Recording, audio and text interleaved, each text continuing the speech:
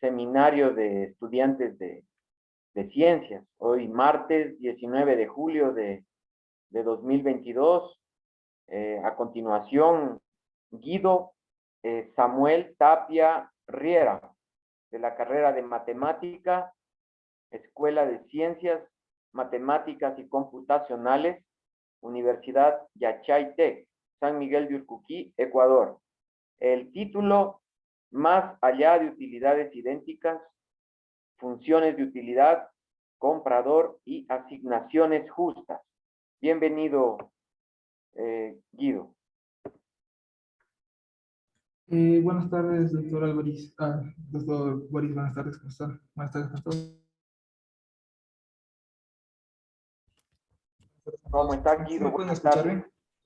Sí, este momento sí, estaba un poquito de interferencia. Ok, perfecto. Sí, muchas gracias. Listo, entonces, procedo a compartir la pantalla, ¿verdad? Todavía no, pero puede Ok, perfecto. compartir, ahí le confirmo. Ya. Ahí estoy compartiendo. Sí, ya está. Ok, listo, muchas gracias.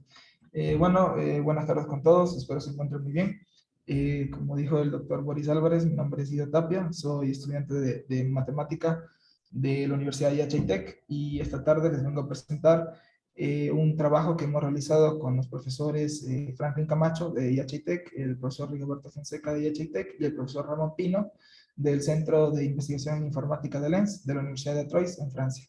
Y también expresarle mi agradecimiento a la Universidad Central, a la Facultad de Ciencias por organizar estos eventos. Creo que es una manera muy buena de generar lazos entre los diferentes, se podría decir, carreras de matemáticas del Ecuador y conocernos con otros compañeros, ¿no? Siempre un gusto y un placer.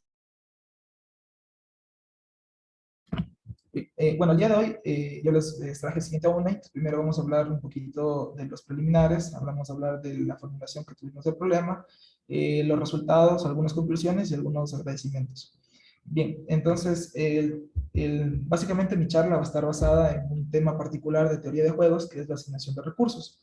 Entonces, lo primero que vamos a hacer, vamos a primero definir qué es un recurso. Básicamente, dentro de la literatura hasta el día de hoy, tenemos dos tipos de recursos, los recursos divisibles y los recursos indivisibles.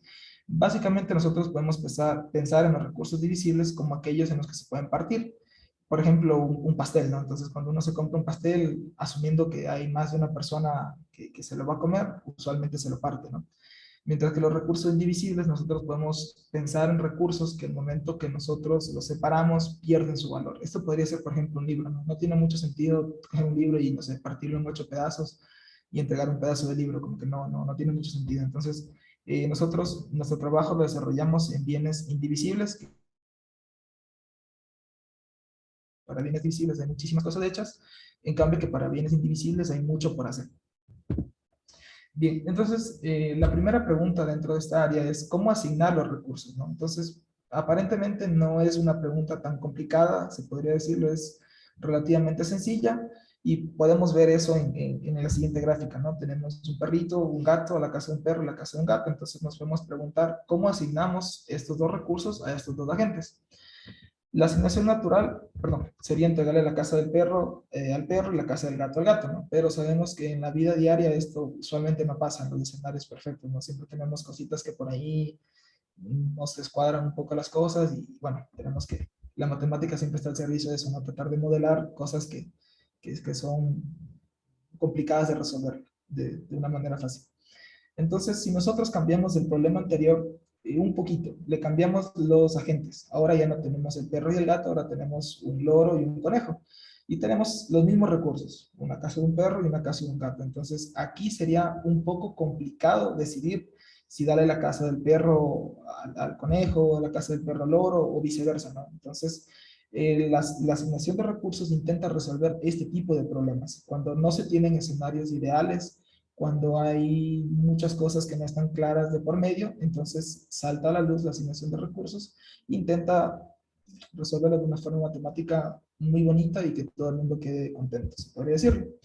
Entonces, ahora ya pasamos a la parte un poquito matemática, y nosotros vamos a iniciar definiendo dos conjuntos. Primero, un conjunto, la vamos a anotar con una letra caligráfica A, y luego una letra caligráfica R.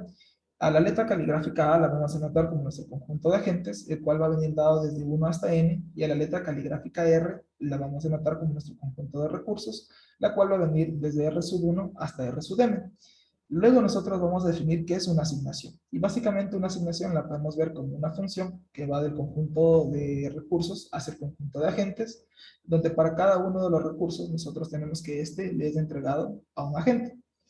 Entonces, por ejemplo, esta es una de las ventajas de entre los bienes divisibles y los bienes indivisibles, que para los bienes indivisibles se puede definir fácilmente una función, mientras que para los bienes indivisibles es un poquito más complicado, no es tan clara la función de asignación, ¿no? Entonces, de la definición 1, nosotros tenemos que la preimagen de nuestra función básicamente va a corresponder a los recursos. Ahora nosotros vamos a introducir un tipo de funciones de utilidad o funciones o preference functions, como nosotros lo queramos ver. Entonces, para lo cual nosotros vamos a denotar primero A a la R, que básicamente va a ser el conjunto de todas las posibles asignaciones que nosotros vamos a tener dentro de nuestro problema. Entonces, nosotros ahora también vamos a definir una función de utilidad que le vamos a llamar U. Esta función va a ir de las partes de R hacia los números reales. Y para hacer una función de utilidad tiene que cumplir dos cosas. La primera es que la evaluación del vacío sea igual a 0.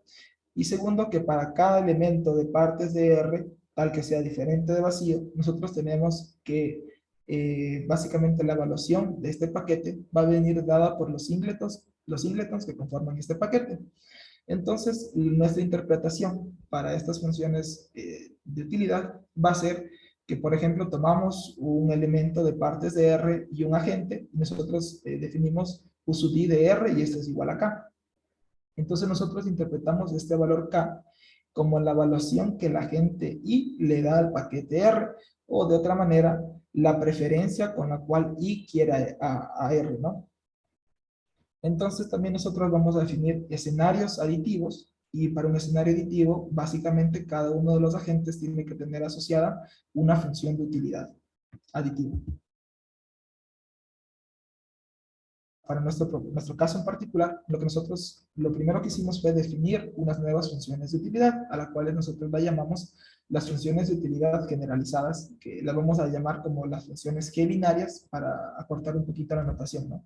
Entonces, una función de utilidad G binaria básicamente es una función de utilidad aditiva, como lo vimos en la lámina anterior, más una condición, que para todos los recursos va a existir un único P sub K, de tal manera que el agente tiene la posibilidad de decidir entre preferir ese recurso con 0 o preferir con ese recurso con el valor que sea diferente, con ese recurso PK, que va a ser diferente de 0.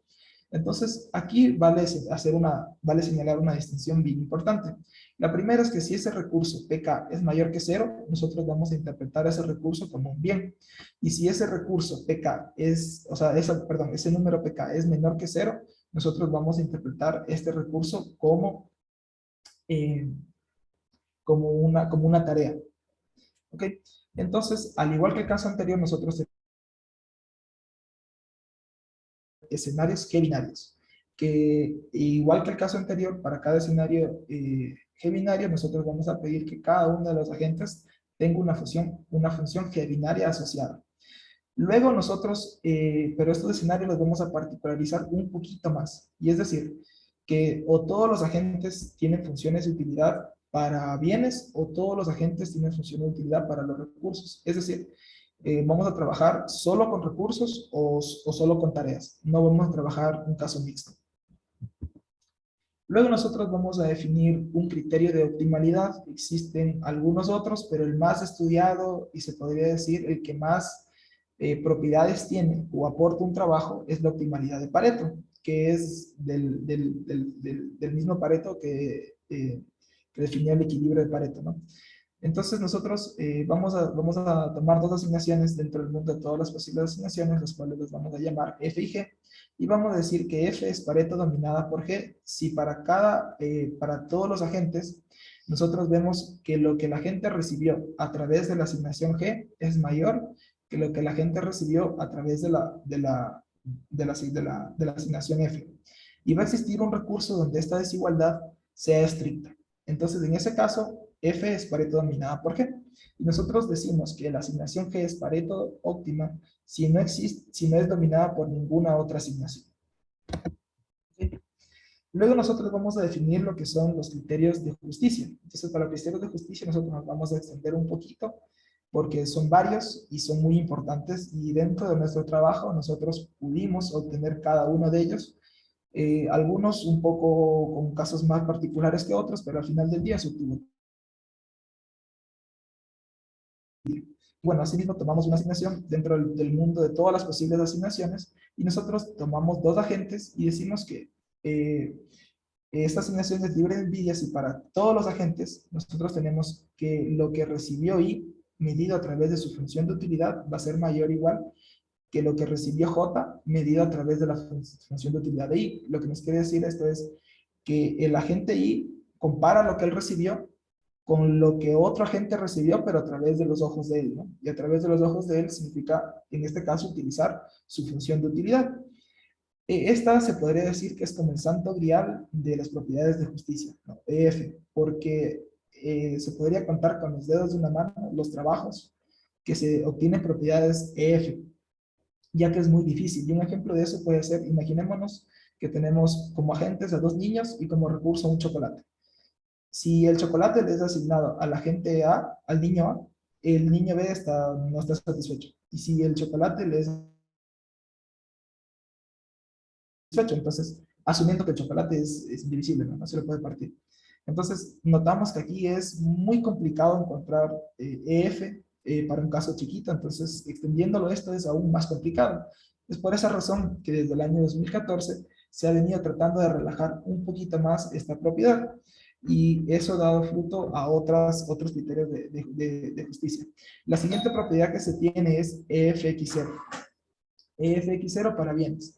Entonces, asimismo, nosotros tomamos una asignación F en el mundo de todas las posibles asignaciones y nosotros vamos a decir que esta asignación es EFX0 si para todos los agentes y para todos los recursos que le son asignados a J, yo a J le quito un recurso y se obtiene la desigualdad que teníamos en EF, ¿no?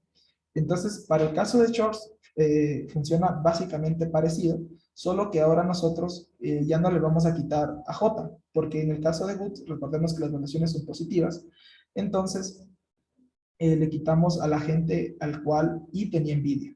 Pero en el caso de agente I, por lo tanto, le quitamos la tarea a él para que se pueda lograr esta desigualdad. Luego se relaja la propiedad un poquito más y se define lo que es EFX, que va a ser lo mismo que el FX0, pero en este caso nosotros vamos a pedir que el recurso que se le quite para el caso de bienes está evaluado positivamente y para el caso de tareas está evaluado negativamente. Y de igual manera, en el caso de bienes se le quita al agente J y en el caso de tareas se le quita al agente I. Luego se relaja un poquito más la propiedad y se cambia. Y antes teníamos dos para todo, ahora tenemos un para todo existe. Lo que nos quiere decir es que basta con encontrar un recurso con el cual nosotros le quitemos y se cumpla la desigualdad, nosotros logramos F1. De igual manera, análogo a los dos anteriores casos, para el caso de bienes nosotros le quitamos a la agente J y para el caso de tareas nosotros le quitamos a la agente I. ¿Ok? Entonces, funciones de utilidad aditivas, porque también existen otras funciones de utilidad, hay funciones que son modulares, subaditivas, y bueno, pero en este caso, para funciones de utilidad aditivas, tanto para bienes como para recursos, nosotros tenemos las siguientes implicaciones. Tener una propiedad de EF implica tener una propiedad de FX0, tener una propiedad de FX0 implica tener una propiedad de EFX, y tener una propiedad de FX implica tener una propiedad de F1. Entonces, por esta razón, mientras se logre tener una propiedad de justicia un poco más fuerte es mejor, porque automáticamente tendremos el resto. Lamentablemente, los trabajos giran en la mayoría en relación a F1, unos pocos menos en relación a FX, muchos menos en relación a FX0 y muy poquitos en relación a F, debido a la dificultad que es obtenerla. Entonces, Incluso hay un artículo que habla de qué tan difícil es obtener estas propiedades. Entonces, nos dice que obtener la propiedad desde fx ya se vuelve un problema NP-hard cuando se tiene más de 3 agentes involucrados en nuestro problema de asignación de recursos. Luego nosotros vamos a definir asimismo muchos tipos de funciones de bienestar social, pero nosotros en particular vamos a trabajar con dos, que es la función de bienestar social utilitario y la función de bienestar social de Nash.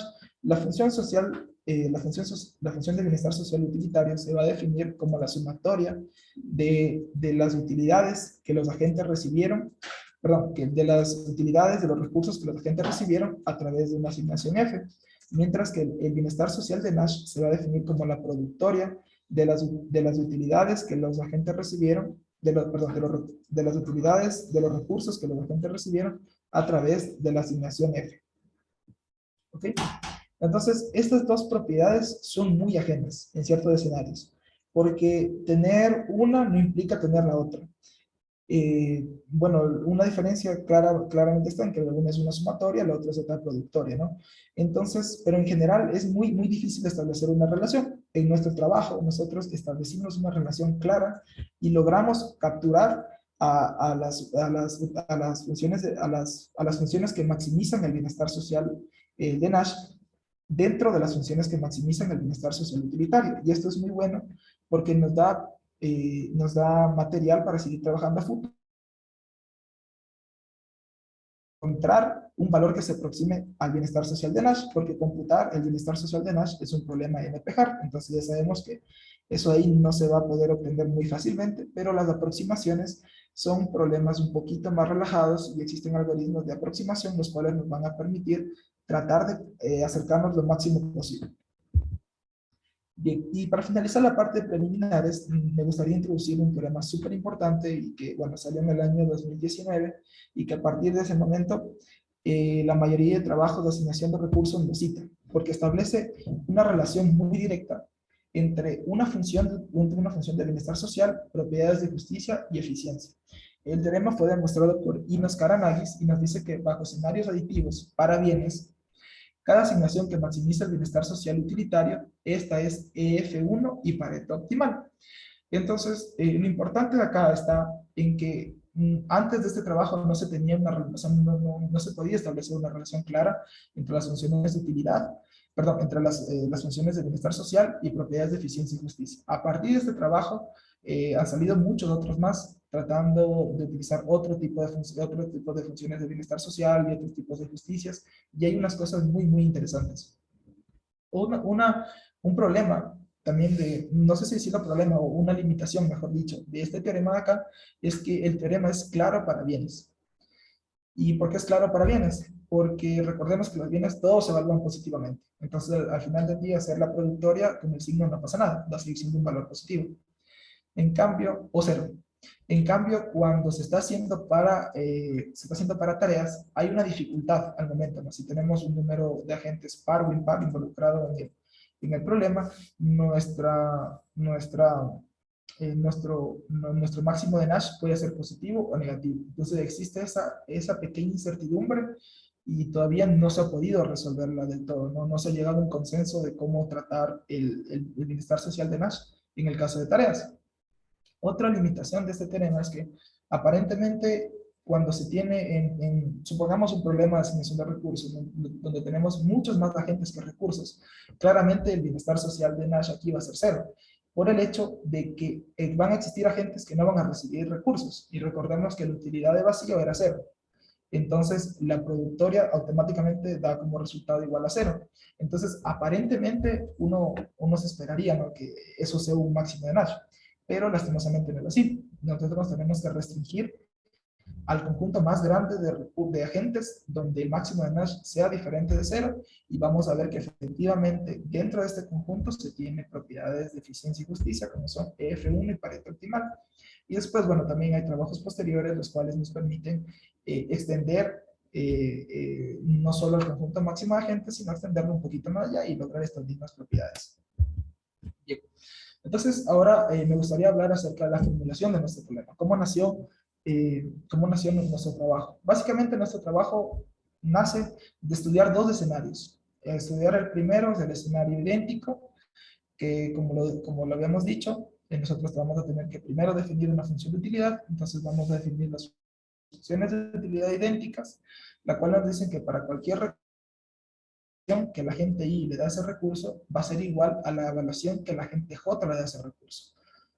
Y sin pérdida de generalidad, nosotros vamos a asumir que las evaluaciones que cualquier par de agentes le da a cualquier recurso va a ser diferente de cero, porque si no, básicamente, si lo vemos desde un punto de vista matricial, vamos a tener una columna que está full de ceros. Pero esta columna que está full de ceros no representa un problema al final del día, porque va a ser muy fácil de asignar. Se le va a asignar a cualquier agente y no es mayor problema, porque al final del día, en los cálculos no va a ser una gran complicación. Bien, entonces nosotros podemos ver en esta lámina, en esta tabla de aquí, tenemos un ejemplo de lo que es un escenario idéntico, ¿no? Tenemos tres agentes de recursos y vemos que el recurso 1 está evaluado por 3 todos, el recurso 2 está evaluado por 2 todos y el recurso 3 vuelve a estar evaluado por 2 todos. Luego de eso, nosotros también nos pusimos a estudiar los escenarios binarios. Entonces, con un binario ya se nos viene a la mente el 0 y el 1, ¿verdad? Entonces definimos una función de utilidad binaria, la cual nos dice que para todos los recursos y para cualquier agente, nosotros tenemos que la evaluación que ese agente le da al recurso, o es 0 o es 1. Y al igual que el caso anterior, nosotros sin pérdida de generalidad, vamos a asumir que tampoco vamos a tener un recurso que esté evaluado full de ceros, porque la asignación es más o menos trivial. Entonces, en esta tabla de aquí, nosotros podemos ver un ejemplo de un escenario binario. Entonces, con estos dos escenarios en mente, nosotros lo primero que decimos es, ¿qué pasaría si nosotros en vez del 1 le ponemos un valor que sea diferente de 1 y mantenemos el 0? ¿Será que los mismos resultados que existen para idénticos y los mismos resultados que existen para binarios funcionan? Y nos propusimos el escenario G binario, que para detener el escenario G binario, cada uno de los agentes involucrados en el problema tienen que tener una función de utilidad G binaria asociada, como lo habíamos dicho en los anteriores casos. Entonces nosotros podemos ver en esta tabla de aquí el ejemplo de lo que es un escenario G binario. Entonces, básicamente lo que nos salta primero a la luz es que es una generalización de los escenarios binarios y también una generalización de los escenarios idénticos, porque el escenario G binario puede ser un escenario idéntico y también puede ser un escenario binario, entonces, y otras cositas por ahí, entonces lo generaliza. Entonces, las ideas que nosotros principalmente tomamos fueron la que demostró el profesor Barman en el año 2018, donde él hace específicamente un artículo hablando de escenarios binarios y escenarios idénticos. Entonces, nosotros estudiamos a profundidad estos trabajos y propusimos nuestro propio escenario y obtuvimos muy buenos resultados porque todas las propiedades de justicia que hace ratito les mostré, las obtuvimos. Desde EF logramos encontrar una caracterización entre la optimalidad de Pareto y el bienestar social utilitario y además, como les había dicho hace ratito, logramos capturar a las utilidades que maximizan el bienestar social de Nash. Vamos a ver esto en las siguientes láminas. Lo primero que obtuvimos fue una caracterización de la optimalidad de Pareto.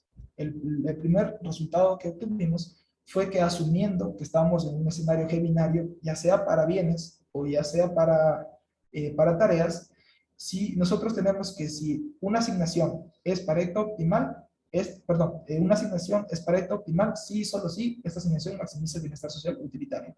Entonces, más o menos lo que hizo Karanagi en su teorema, que trató de asociar una función de bienestar social con un criterio de optimalidad, nosotros hicimos algo parecido. Utilizamos el bienestar social utilitario y utilizamos el criterio de optimalidad de Pareto. Y en nuestro escenario, tener uno es equivalente a tener el otro. Luego de eso, con el teorema 3, nosotros capturamos a las asignaciones que maximizan el bienestar social de Nash. Entonces, nuestro teorema dice que bajo un escenario G binario para bienes, nosotros tenemos que cada asignación que maximice el bienestar social utilitario. Y la prueba de este es más o menos intuitiva, porque nosotros podemos arrancar asumiendo que tenemos una asignación que maximice el bienestar social utilitario, el bienestar social de Nash. Entonces, en esta asignación, claramente vamos a restringirnos a un escenario si es que tenemos más agentes que recursos, donde esta asignación sea diferente de cero. Y la única posibilidad para maximizar el bienestar social utilitario es que a cada agente se le haya dado algo diferente de cero. Entonces, más o menos por ahí va la equivalencia de estas dos cosas. Luego de eso, nosotros propusimos un algoritmo, el cual va a maximizar el bienestar social utilitario en cualquier escenario aditivo. O sea, no importa que sea G binario o idéntico o binario, nuestro algoritmo va a maximizar el bienestar social utilitario. Después de eso, nosotros encontramos buenas propiedades para este algoritmo, ya los voy a mencionar a continuación. Pero antes de eso, me gustaría mencionarles brevemente cómo más o menos funciona el algoritmo. Esta es una también de las grandes de nuestro trabajo, es que a veces en muchos artículos los algoritmos son bastante complicados, ya sea su complejidad o ya sea su análisis. Nuestro algoritmo es de un análisis bastante sencillo y de una complejidad mucho más sencilla que cualquier otro algoritmo mostrado en la literatura. Entonces, nuestro algoritmo básicamente funciona primero de cómo se definir lo que es un vector de control, si lo podemos ver así, que es el vector que nos va a permitir decidir a quién asignar cierto recurso. Nosotros nos vamos a parar en cada uno de los recursos y vamos a ir asignando, y básicamente nuestra idea es asignar, en el caso de bienes, a la gente que menos bienes tenga o menos valuación de bienes tenga, y en el caso de tareas es asignar a la gente que menos tareas tenga o que menos valuación en tareas tenga, ¿no?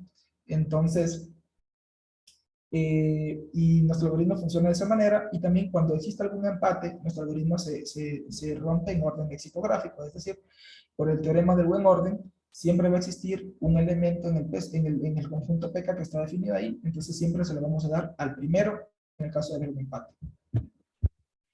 Bien, luego de eso nosotros estudiamos el algoritmo, lo programamos, tratamos de ver cómo funcionaba nuestro escenario y nos dimos que funciona bastante bien este algoritmo. Entonces, vamos a ver el teorema 4. Es en general, nos dice que bajo escenarios aditivos, nosotros tenemos que si una asignación maximiza el bienestar social utilitario, entonces esta asignación es Pareto optimal. El teorema 5 que fue demostrado, fue demostrado por el profesor Franklin, nos dice vuelta que si nosotros tenemos una asignación que maximiza el bienestar social utilitario, esta es posible sí y solo sí se le da a las máximas valuaciones de cada uno de los recursos, ¿no? Entonces, con estos dos teoremas, nosotros podemos establecer el siguiente corolario, que nos dice que bajo un escenario aditivo, nuestro algoritmo, que lo revisamos un ratito, que la salida de nuestro algoritmo es una asignación que le vamos a llamar gamma, entonces que esta asignación gamma es Pareto optimal. ¿Ok? Porque nuestro algoritmo básicamente o tiene cero o tiene un valor, entonces nosotros le damos siempre le vamos a dar el recurso a la gente que tenga diferente de cero, por lo tanto se cumple el teorema 3, y aparte nosotros antes en el teorema 2 habíamos demostrado una equivalencia entre maximizar el bienestar social utilitario y maximizar el Pareto optimal, por lo tanto nosotros podemos deducir que nuestra asignación efectivamente es Pareto optimal. Luego también nosotros en el teorema 6, después de establecer, asimismo, gracias al teorema 2, decir que no, gamma es Pareto optimal, es lo mismo que decir que gamma maximiza el bienestar social utilitario, y más aún es obtenido con una complejidad de O n por n operaciones, que es un tiempo polinomial. Básicamente es algo muy sencillo en términos computacionales, lo cual nos permite que nuestro algoritmo sea adaptable a diferentes problemas y sea totalmente muy familiar con las personas para que lo puedan programar en diferentes lenguajes. Luego nosotros tratamos de ir un pasito más allá y bueno, si ya tenemos propiedades de eficiencia, ahora vamos a ver si mediante el algoritmo tenemos propiedades de justicia. Entonces, nos dimos cuenta que existen propiedades que las cuales son justas, pero no son eficientes. Es decir, hay muchos ejemplos en la literatura en la cual se encuentran propiedades que son libres de envidia hasta un recurso, pero ellas no maximizan el bienestar social utilitario o algún otro bienestar social. También hay ejemplos en los cuales dicen que una asignación es Pareto optimal y maximiza el bienestar social utilitario, pero esta no es ni libre de envidia, ni tampoco pertenece, ni tampoco maximiza el bienestar social de Nash. Entonces nosotros en nuestro escenario logramos, en nuestro trabajo, perdón, logramos establecer una relación entre todas estas cosas utilizando nuestro algoritmo. Y bueno, en general, las propiedades de justicia, eficiencia y maximizar algún bienestar social en los escenarios aditivos no es tan común que suceda, no es algo que se tenga muy claro, quizás en unos escenarios sí, quizás en algunos escenarios no. Entonces ahí puse un poquito de bibliografía donde se pueden encontrar estos resultados con mucho más detalle. Entonces, luego de nosotros hacer tras varios intentos y tratar de, estábamos seguros que había una conexión ahí, nosotros pudimos establecer el teorema 7, el cual nos dice que bajo un escenario G binario, ya sea para bienes o para recursos, nuestra asignación gamma, la cual es obtenida a través del algoritmo 1, es un máximo, maximiza el bienestar social utilitario, es justa en el sentido de F1 y es Pareto optimal. Y como lo vimos anteriormente, la complejidad no va a cambiar, va a seguir siendo O n por M. Entonces, este resultado es muy importante, porque de las tres cosas que vimos en preliminares, nosotros las tres la pudimos meter en un solo paquete y pudimos establecer una relación entre ellas a través de un algoritmo. Y más aún, si nosotros para el escenario de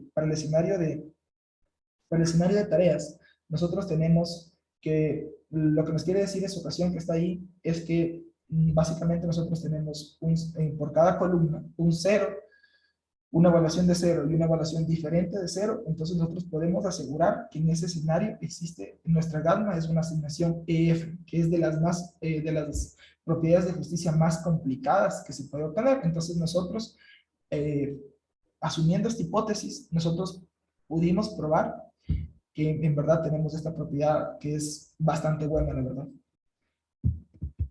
Luego nosotros pensamos aún más, o sea, luego de tener estos resultados dijimos, no, o sea, y si esto tiene cosas muy chéveres, debe seguir teniendo cosas aún más chéveres, y resulta que sí. Haciendo una ligera modificación al algoritmo, lo vamos a llamar, ahora esa ligera modificación, ya no la vamos a llamar gamma, sino la vamos a llamar gamma estrella. Entonces, haciendo esta ligera modificación, nosotros obtenemos propiedades fx0 y fx. Bueno, ¿y en qué consiste esta modificación? Básicamente, reordenar los recursos de acuerdo a su evaluación. Para bienes, nosotros lo ordenamos en forma decreciente. O visto de otra manera, lo que estamos diciendo es, estamos ordenando de acuerdo al valor máximo por cada columna de los recursos en valor absoluto de forma decreciente.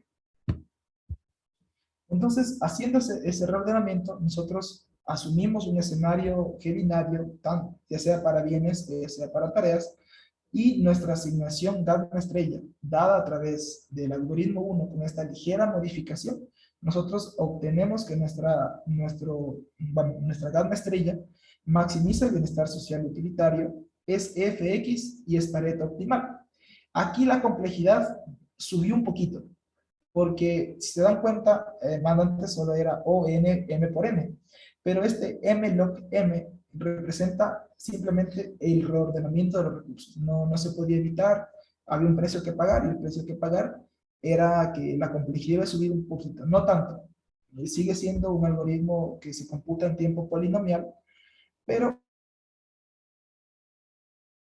finalmente complejo que el otro, de ahí, pero bueno, funciona bastante bien. Y ahora nosotros, después de obtener esta fx0, como vieron atrás, ya obtuvimos de fx1, obtuvimos de fx y obtuvimos, obtuvimos de f1, obtuvimos de fx y obtuvimos ef, entonces dijimos, no, o sea, tiene que haber una manera de que nosotros podamos obtener fx0, y efectivamente la hubo. Y esa manera pasa porque si nosotros tenemos en un problema que los recursos que le dieron a la gente J todos son valuados positivamente. Entonces nosotros para el caso de Woods tenemos que nuestra EFX0 es básicamente lo mismo, perdón, nuestra EFX es básicamente la misma que una EFX0.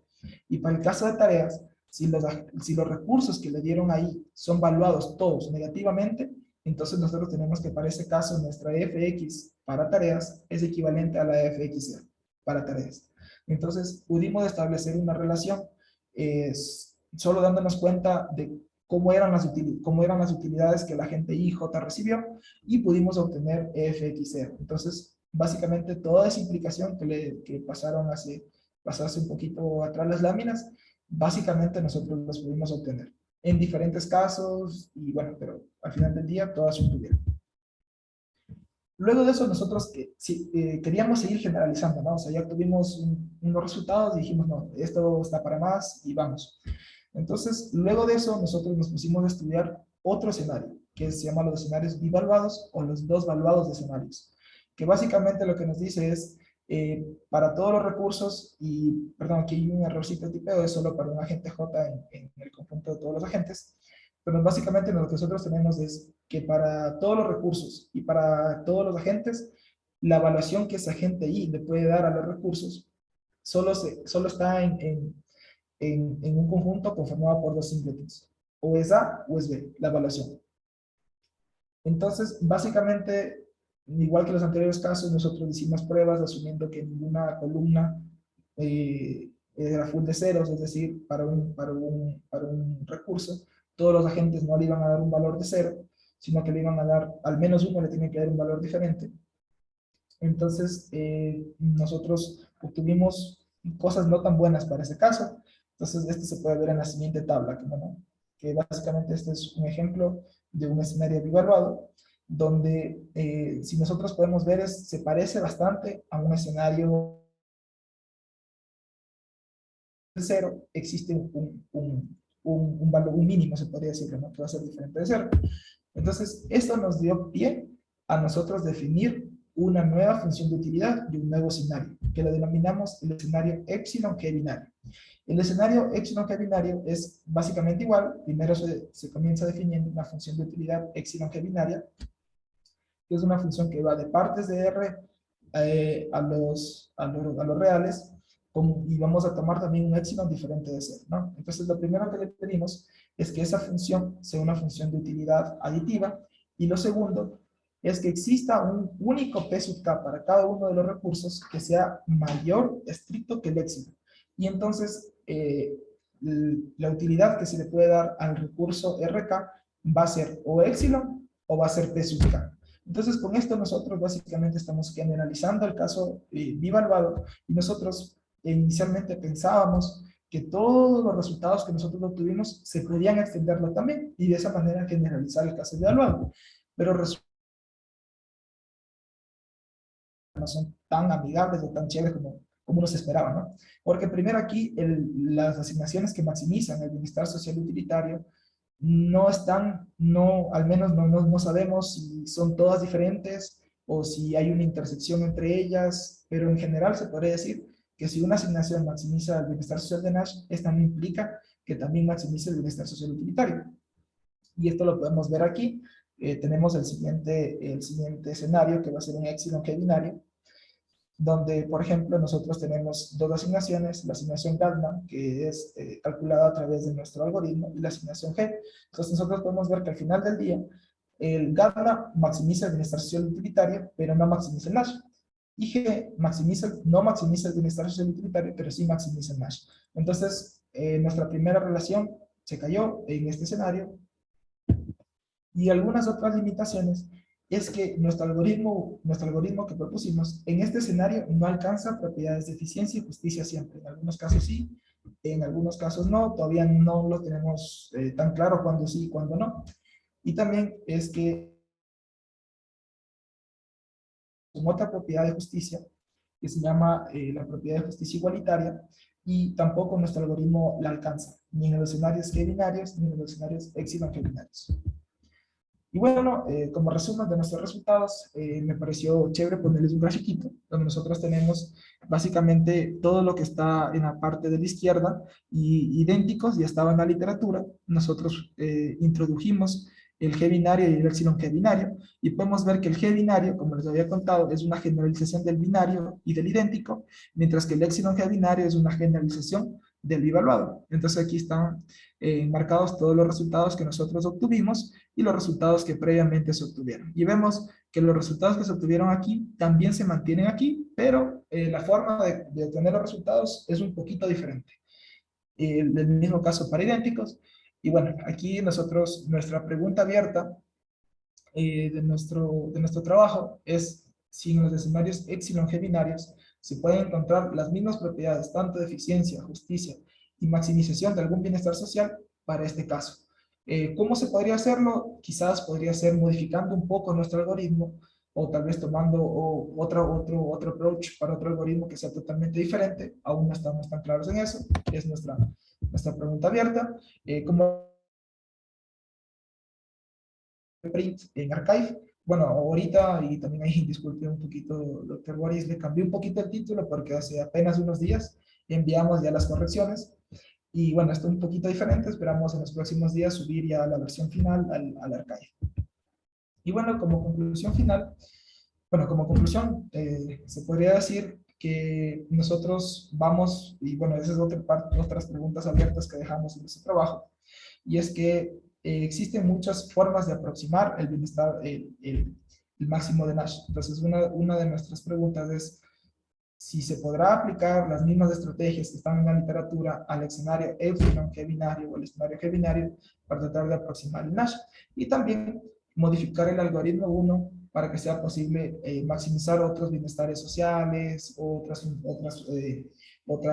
criterios de eficiencia y justicia. Y bueno, queremos agradecer a la Vicecancillería de Investigación de la Universidad por el proyecto Social Welfare and Justice in Decision Making, y también el profesor Ramón a un proyecto financiado a través del gobierno francés, y también al árbitro, que inicialmente nuestros resultados solo estaban para bienes, no estaban para tareas, pero los comentarios del árbitro fueron muy valiosos para nosotros poder extender nuestros resultados para tareas y así tener un producto final mucho más sólido. Y bueno, particularmente quiero dar las gracias al profesor Franklin Camacho, al profesor Ramón Pina, al profesor Roberto Fonseca por haberme dado la oportunidad de trabajar con ellos.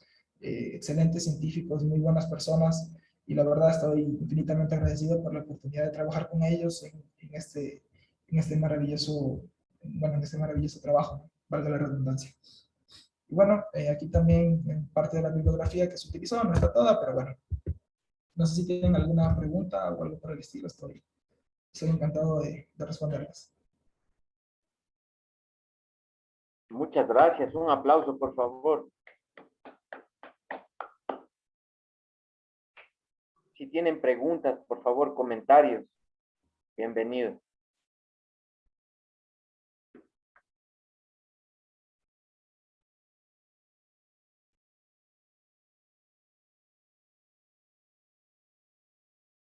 Bueno, creo que no sé si hay alguna pregunta. ¿Qué tipo de teoremas de punto fijo emplean en todo este proceso? No empleamos ningún teorema de punto fijo. Lo que básicamente utilizamos es mucha teoría de conjuntos para cada una de las cosas, y algún que otro limita proveniente.